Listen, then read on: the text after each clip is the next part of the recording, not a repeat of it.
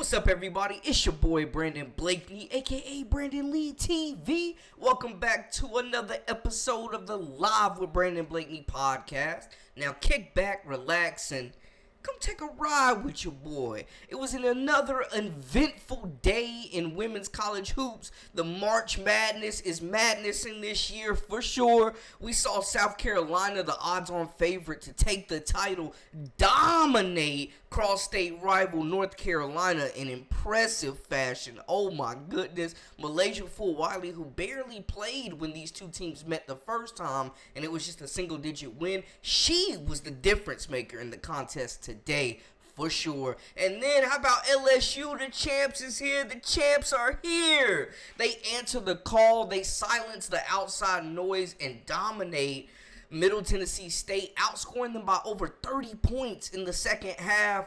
What a heck of a comeback for them. We also saw Colorado pick up a big win. Ohio State went down. Duke and Coach Kara Lawson and her group upset the number 2 seeded Ohio State Buckeyes.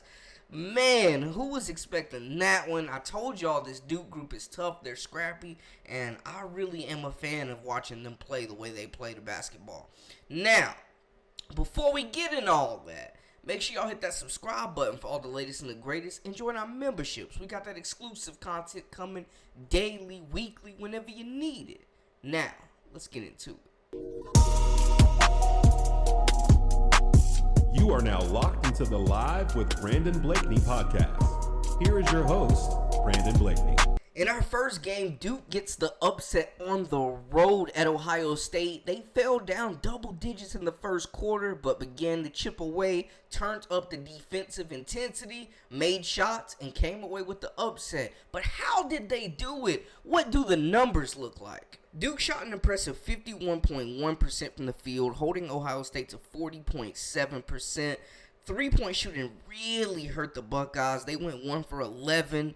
9.1% from the field on three-point shots, and the free throws, they leave 9 free throws at the line, which ultimately was a reason that they lost this game. Duke shot 38.5% from the three, knocked down 82.8% of their free throws. The free throw shooting attempts was pretty neck and neck here. Duke shot 29 of them. Ohio State shot 27. Duke just actually made theirs. Now, on the glass, it didn't feel like this up until the second half, but they dominate the Buckeyes on the glass 38-20. Shout out Kennedy Brown. Man, defensive rebounds, 30 for Duke, doing a great job of limiting the Buckeyes to one shot. They were chucking them threes and were missing them. Duke was scavenging for them rebounds. They also had 13 assists, 5 blocks, and 7 steals. 16 turnovers didn't cost them. You know, Ohio State didn't make a lot of mistakes, but they also just didn't make a lot of shots. Physical game, though, man. 44 total fouls called with both teams combined. Duke, it was really a balanced effort, man. The freshman Reagan Richardson, the guard, continues to have a spectacular NCAA tournament. Back-to-back 20-plus games. She dropped 28 points today, 1 assist and 7 rebounds. She's just been spectacular, man. In transition, she's knocking down the three. She's really feeling it. Confidence is at an all-time high. Taina Mayer, just a steady point guard for this group. The Boston College transfer, had 11 points, 4 assists, 3 rebounds, and she just makes great decisions with the basketball. Whenever this team was getting a little rattled on offense and, scrambling, she was always the calming presence out there. The coach, Lawson, on the floor, just initiating the offense, calming everything down, and controlling the pace of the game. Ashlyn Jackson continues to be incredible, a reliable shot maker. 13 points, 3 assists, 4 rebounds. She's so aggressive. She's playing great defense as well, so you love to see that. And they really turned up the defensive pressure, man. Delaney Thomas had a great game as well. 8 points, 8 rebounds. Just a really balanced effort for Duke, man. But they did a good job of sharing the rock, scoring in transition, playing physical, getting those paint touches, and continuing to draw fouls and get to the line. Man, shout out Cody McMahon. It's sad to see, but she's just a sophomore, so we will see her back. 27 points, 5 rebounds. She was dominant at times in this game, but Duke was able to slow her down in the second half and make shots a little bit more difficult, especially in the fourth quarter. But, yeah, man, she was getting it going. She did everything she could. It was a really rough night for J.C. Sheldon, the All-American, All-Conference player. 13 points, 4 assists, 3 rebounds, but just a tough shooting night for her. She never really got it going. Celeste Taylor, the Big Ten Defensive Player of the Year, facing her old team, 6 points, 1 assist, 2 rebounds, and she was in foul trouble. She had 4 fouls in the third quarter, so she sat a lot of the second half and never really got a rhythm established. So a shout out to Duke, man, just being aggressive and continuing to pound the rock, turn the corner, and get downhill. And shout out to that pro-style offense, man. It just allows them to spread the rock out, get really good high percentage shot opportunities. They have effort. They're crashing the glass. And, man, they're just deep. They play a lot of bodies. So, shout out Duke. And we did hear from Coach Lawson after the game. We operate in reality in our program. So, when we fall short of something, I just tell them. I tell them it. I don't sugarcoat it. I'm not mean about it, but I say, hey, we're not good enough in this part of the game yet. And they're nodding their head because that's what the conversations are. And early in the year, we would talk about, like, we weren't good enough or we weren't ready enough or whatever it was to be able to win these types of games. And we had so many games that we lost like this. And we would be honest with ourselves about it. Because I think when you experience failure, you have 2 options. You can either tell yourself the truth or you can lie to yourself. And what happens when people fail, they'll lie to themselves and they won't address the issue that's actually causing the failure. We don't want to do that in our program. We want to address the issue that's causing it. We want to tell the truth to ourselves and say, hey, we fell short here. Here's where we need to be better. And then my job as a coach is to show them and teach them how to get better. Not just say we're not good enough. My job is to help them see and help them grow in those areas. And so this is why you coach, man. I mean, to see that growth and now on a bright stage, to be able to see them overcome something that we struggled with during the year, it's really, really satisfying.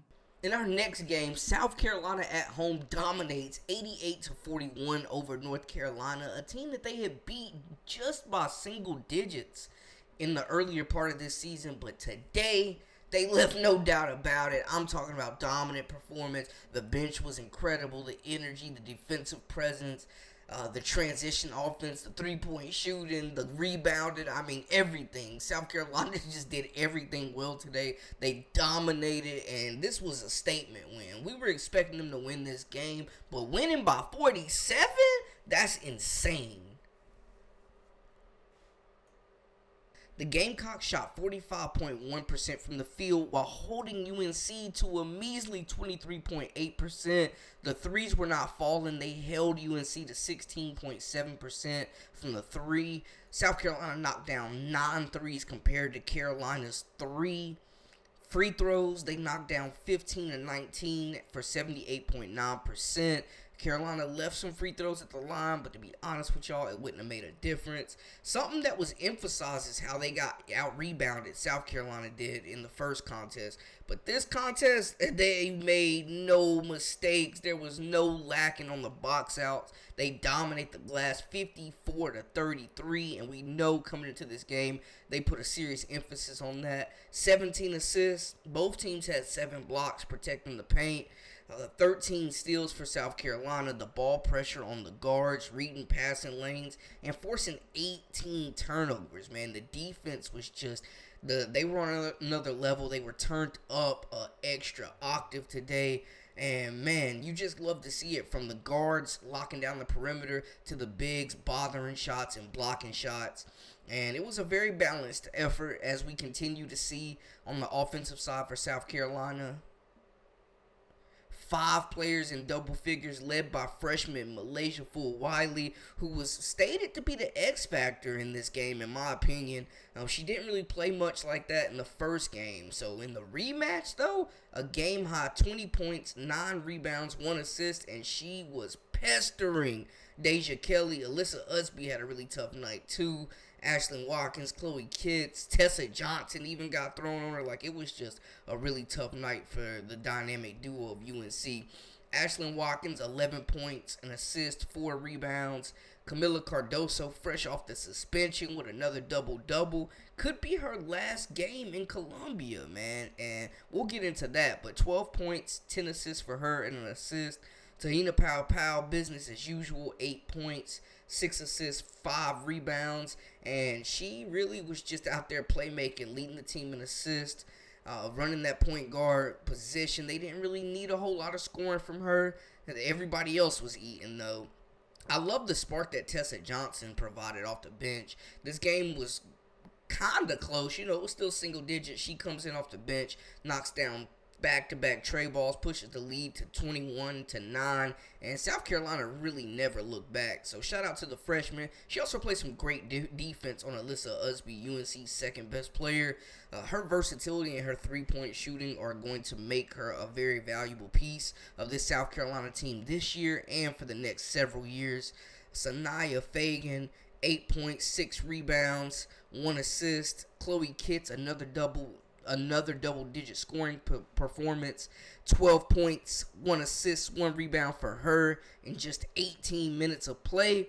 This front court, the big three are back: Watkins, Cardoso, Kitts, and then you got to add in Fagan as well. So I guess it's the big four. And, man, they dominate. They made their impact on this game on both ends. We expected them to be a lot more physical and prevalent and present in the paint this time around, and not giving up so many easy looks. And man, they were turned up on another level. And we heard from Coach Don Staley, and also we heard from Kamilla Cardoso. And man, just listening to them reflect on this game, the experience, the crowd, and everything this program means to Cardoso, it kind of feels like a farewell. I'm not saying either way which way it goes. There's no official decision that has been made. I think more of us, though, would be surprised if she actually came back. It was just amazing. I feel like last week was a long week for me, but I'm just happy that I was able to get my head up and bounce back and go out there and just play and have fun with my teammates. We saw a lot of emotion from you today. Can you describe where that came from and how are you feeling out there today, from the tip until the final time you walked off the floor? Just walking out there and hear the fans cheering for me got me a little emotional, because we do have the best fans in the nation, and I wasn't able to be there on Friday. So when I walked out there and I hear all of them cheering for me, I just got a little emotional. But yeah. What does it mean to go back to a 2 straight Sweet 16 for this team? It's an amazing thing to do. I think we work hard for this moment. We practiced from summer to now to shift to get where we are right now. So I think we're just happy and proud to be here, but we just got to stay focused and keep one game at a time. No matter what you decide in the future, just how much has this building and the people inside of it meant to you throughout your career here? A lot. Okay, hold on. So when I got here to South Carolina, I didn't know what to expect. And a couple months since I was here, I just figured out that I found a family right from home. My teammates, my coaches, the fans, everybody just wrapped their arms around me and just showed me so much love. Just moving forward, how do you want to give back to the South Carolina community, whether you're here or not? Just finish it out, we on a run. We want to just keep focused and win one game at a time and hopefully make it to the championship. How has this university changed you as not only a basketball player, but also as a person? This university changed me a lot, not just on the court, but outside of the court. I feel like Coach Staley, she teaches a lot. She teaches you basketball, she teaches you how life is going to go outside of the court. And she just want to see you do great on whatever you choose to do after the career here. Kamilla could have gone anywhere in the country, but she chose to come here for various reasons. One, she played with Raven Johnson. Two, we were one of her last couple of schools when she was coming out of high school. And I mean, she trusts us enough to come here and to continue her career. I mean, means the world, because if it was her last game in Colonial Life Arena, we sent her off well, both, on the court and the fans right before the game. The kind of ovation that they gave her meant that we love her. We love her deeply for choosing us, and whatever she decides, we're going to cheer as hard, whether it's here or whether it's in the WNBA. So we'll see what the latest is with that situation, but South Carolina moves on to the Sweet 16 once again. Another team moving on to the Sweet 16, staying in the SEC. The champs are here. The champs are here. LSU, what a bounce back game against Middle Tennessee State. We know everything this program is going through off the court. Coach Kim Mulkey had some very stern comments about that article that the Washington Post is getting ready to drop next week. Now, it seems pretty damning. I mean, you don't come out with comments like that if there's no smoke, if there's nothing to hide or nothing that's truthful or nothing that's too damaging. You're not coming out hot like that talking about suing, bringing lawyers in. I'm just saying. And as a journalist myself, I just, being a former member of the traditional media, I'm not thinking that this guy is literally going to risk his career just by blatantly lying about stuff that he's heard or what was told to him about Kim Mulkey. Like, I just don't believe that, guys. Yeah, that's just not how journalism typically works. You're relied upon for your credibility, and the Washington Post has a lot of credibility. But at the same time, however, we don't know exactly what's in the article. I do think that a lot of more people are going to be tuning in now, though, that Kim Mulkey went and, had that message about the article, went firing off, talking real greasy. So, people are going to be even more so tuned in. And I don't know, is there something they want us to hide? Or is there something that they're hiding that they don't want us to find or see or hear about? I don't know, man. I don't know one way or another. I'm just a messenger here, just analyzing the facts that we know about the situation. But speaking of facts, how about it was a fact that LSU is going to the Sweet 16? It's a fact that they look like the national champions today for the second half of that game against Middle Tennessee State. LSU looked in trouble in the first half. There wasn't really a sense of urgency. It was more of that selfish basketball we had been seeing, lackluster defense, which we had been seeing earlier in the year, but not really since February. But we definitely saw it for the first half of today, and it carried over. And we saw it in the first game, and it carried over into the first half of the game today. And Middle Tennessee State took a lead in the halftime, and you heard their coach talking. He was, they was feeling like they absolutely was about to win this game, saying they were more skilled than LSU. I don't know what Kim Mulkey said, but they came out, blocked out all the outside noise, and got back to playing championship basketball. Shout out Flau'jae Johnson leading the way for this group. She was sensational. Anissa Morrow continues to be the most consistent player on this team. And these two would not let LSU die in this round of 32 matchup. They win their last game of the season in the PMAC, and they're moving on to the Sweet 16. But how did it all go down? LSU shot 43.3% from the field, holding Middle Tennessee State to 33.9%. Middle Tennessee State did hit more three-pointers, but they also shot 31 of them. LSU went 5 of 12 from 3, shooting 41.7%. Now, you can see it if you're not completely blind. 37 free throws were shot compared to 9 for Middle Tennessee State, which was a huge difference in this game.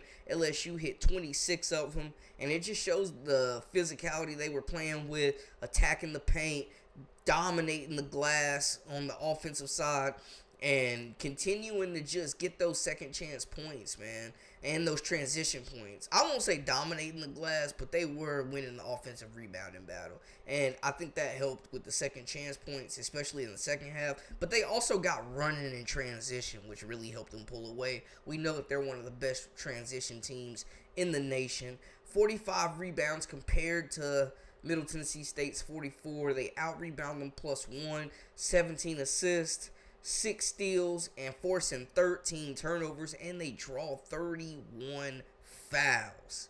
My goodness. Flau'jae Johnson leads the group with a game-high 21 points. Angel Reese had 20 points. Anissa Morrow had 19. Michaela Williams had 16. And, the starting lineup continues to carry this group. Reese was big on the boards as well as Morrow. 11 rebounds for Angel Reese. 13 for Morrow. Both forwards get double-doubles on the day. Flau'jae Johnson threw out 2 assists and 4 rebounds. Michaela Williams gets back, shaking off that little freshman slump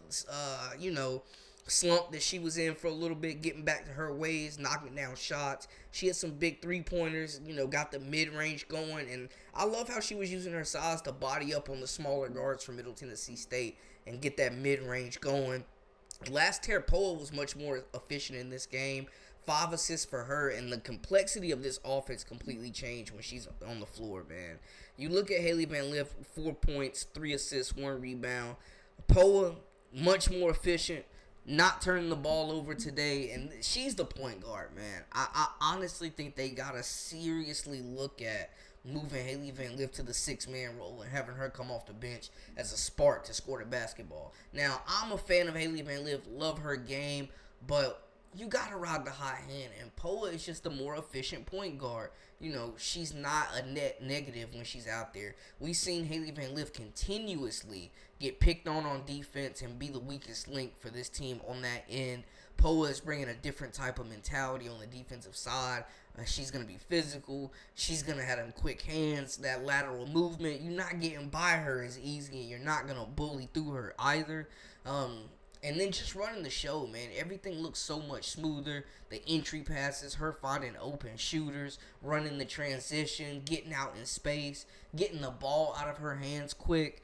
I mean, I don't know, y'all tell me. It just feels like this team just runs a lot better when Poa is running the point guard position. And she played a lot of minutes. Haley Van Lith got yanked pretty early in the first quarter. And they're still going to need Haley Van Lith scoring to get back to the promised land if they have any chance. But I think just for the sake of the fluidity of this offense and the chemistry that they've built, it just flows a lot better with Poa making the decisions, running the show, and being able to just put these other players in positions to succeed and to score. Because they have enough scoring in that starting lineup. They really need a more facilitating base point guard, a pass-first true point guard. And I think that's what Poa is providing. Heck of a bounce-back game for LSU, though, man. They are silencing the noise, just getting back to playing basketball. Tunnel vision for this group. They are the hunted, being the defending national champions, and that's no easy task, man. They're carrying a lot of weight on their shoulders. Angel Reese was very emotional in this game. Foul trouble did hamper Middle Tennessee State. They had 3 starters foul out in this game, guys. You don't typically see that. LSU shot a lot of free throws, though, like we mentioned. They were aggressive, and they got a lot of whistles. They earned a lot of whistles. But Flau'jae was sensational on both ends. She continues to be arguably the most important player for this team just because of her ability to lock up the opposing team's top perimeter threat on the defensive side. And then she's scoring the basketball at all 3 levels. She's shooting it. She's the most dangerous player they have in transition, getting to the bucket. If you do not stop her dribble, she is getting a layup. She's going coast to coast, and she's taking it. And I love what we saw, the fight. The DNA of a champion really stood out. The Tigers came out and let out a roar, a mighty roar, and they're moving on to the Sweet 16. Don't sleep on them. You know what they say, man. When a wolf cry, you still see his teeth. In this case, when a tiger cry, you still see his teeth. LSU moves on, but we still will be monitoring this situation off the court and how it will, be or not be a distraction for this team moving forward. It doesn't seem like it is one right now, but as they play stiffer competition, no disrespect to Middle Tennessee State because they were a very good team, but as they face stiffer competition in LSU's case, how will this impact them? When the story actually drops and we actually find out what is in the article, how will that impact this group moving forward? We just got to wait and see. Corey Diaz with the USA Today Sports Network. Kim, obviously not the start that you guys wanted today. Just wanted to ask if externally, if you guys felt like you maybe were distracted a touch and just talk about how your team was able to just weather that early start. No, listen, man, we're not going to let one sleazy reporter distract us from what we're trying to do. Absolutely not. My kids didn't even know I said that yesterday. That team's not involved in this. They were in shock when they saw all that on the internet. I don't take that stuff to my team. Was that the question, or did you have a second part? Corey Diaz. But in our final game that we're talking about in this video, Colorado and Kansas State, a very hard-fought game. Colorado pulling off the win, though, with a nice second half, just outscoring, outplaying, outpacing Kansas State. The experience of this group, they went to the Sweet 16 last season. They're going back this year, and they felt like they had a lot of unfinished business. They got a few grads that decided to come back for that fifth year. And even though they had a quiet night from their two best players, Jalen Sherrod and Aaronette Vonleh, they still get it done with different players stepping up, making plays for this group. And, Colorado's a team that's caught some flack. They kind of fizzled out a little bit towards the second half of the season after lighting the college hoops world on fire in the first game of the season against LSU and continuing to win. They kind of fizzled out, and people were saying, they thought Colorado might be done. But the Buffs got some more playing to do. Colorado picked up the win over the Wildcats 63-50. They shot 35.1% from the field and 25% from three. So not really ideal for a shooting night for a winning team, but they still were able to get it done thanks to free throws, which continues to be a trend in these games, man. I feel like whoever wins has a huge free throw discrepancy. Kansas State shot 38.5 from the field. They hit 5 3-pointers compared to Colorado's 4. But looking at the free throw attempts, Colorado shot 25 compared to Kansas State's 10. And Kansas State only shot 50%, leaving 5 points at the line. Colorado utilized their size, their depth in the front court, out-rebounded K-State 40-34. 13 assists for both teams. K-State, though, 8 blocks. But Colorado, 17 steals. And Vonleh, man, them entry passes they were trying to get in, she was not having any of that, man. She came up with like 7 steals of her own, and that really helped as well, helping them get in transition, attacking those passing lanes, getting out in space, and filling those gaps, getting to the lane, drawing fouls, and just being aggressive, man. But 15 turnovers for the Buffs, 22 turnovers for K-State, and there's no way you're going to win like that, man. It's just impossible. Not with 22 turnovers. They were a little reckless with the ball. Like I said, Colorado was doing a really good job anticipating passes, jumping passing lanes, getting out in space, getting in transition, moving the basketball, and drawing fouls, man. They were getting paint touches. They were playing fast, and they were getting it out. And, you just got to appreciate the effort from those guys on the defensive side.